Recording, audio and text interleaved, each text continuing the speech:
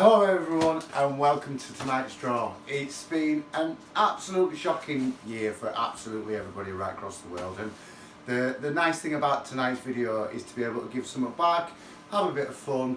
I was really hoping to be able to do this live so we could have communicated backwards and forwards between each other, but one of my long-standing local farmer customers has broke down and he's got cattle to sort out first thing in the morning.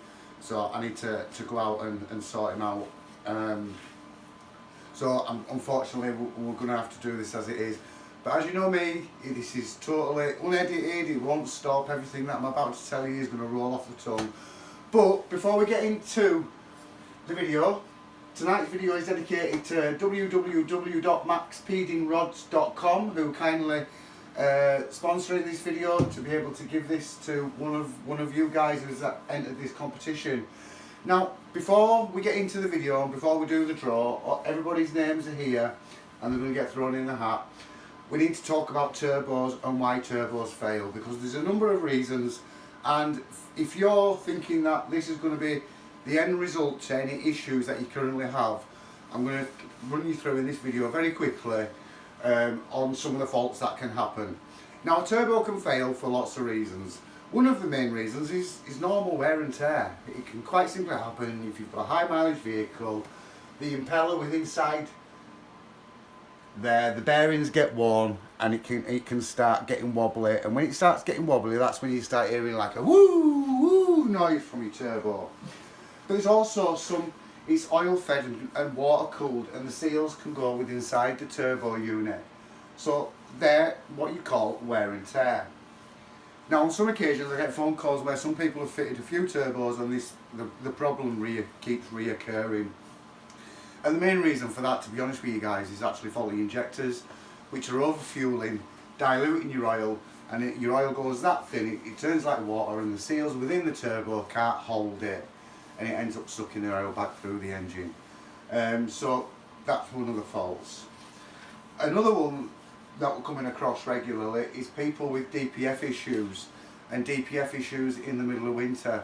What you've got to understand, guys, is that a diesel engine, a modern diesel engine from 2006 up to 2020 is nothing like 20 years ago. Totally nothing like, and that's because of the EU regulations and making the vehicles more environmentally friendly. Now, what we can tell you about diesel engines and -2 and -3 and -4 degrees is that the engines actually overfuel to get the engine up to optimum temperature, because the reason why you have an EGR valve, which is an exhaust gas recirculation unit, the valve opens and closes. The reason for that is that they can't actually reburn exhaust gases until the engine's at a certain temperature. So to do that faster, the ECU will alter the air to fuel ratio to get the engine up to optimum temperature as soon as possible. But if you're doing lots of short journeys and turning the engine off, you're going to find that it's eventually you'll end up diluting the oil and then bringing on the turbo issues. So you've got a number of things to look at.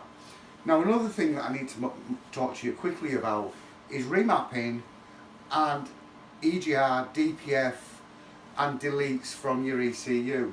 Because we're part of the Paris Climate Accord, deleting from your ECU your AdBlue, your DPF or your EGR is actually illegal. Yeah? And once you press enter on the laptop to delete it, I'm afraid it's gone forever. So in the event that you need to send the vehicle to me for repair, we're going to potentially need a new ECU programming into the vehicle, and then on top of that, any new parts that you're going to need. In terms of remapping,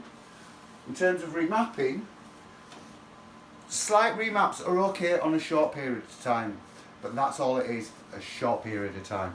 Eventually, it's going to blow your engine. It's as simple as that. So, in tonight's draw, guys, as you can see, everybody's name's here. Suzanne's spent ages putting everybody's name down.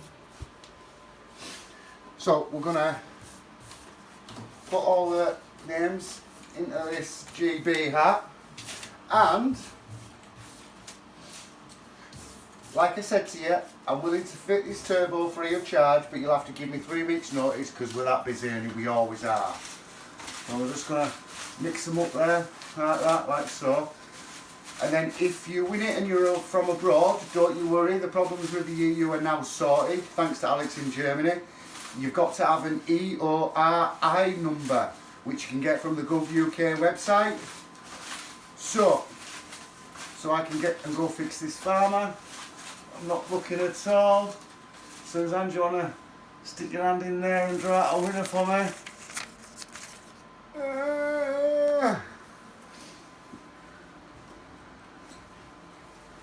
Christopher Rogers in Australia.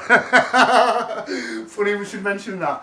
I am a big girl's blouse when it comes to the cold weather, and I blame Suzanne for that because she's the main engine builder when it comes to bottom ends and heads, and she has the heater on all the time, full blast.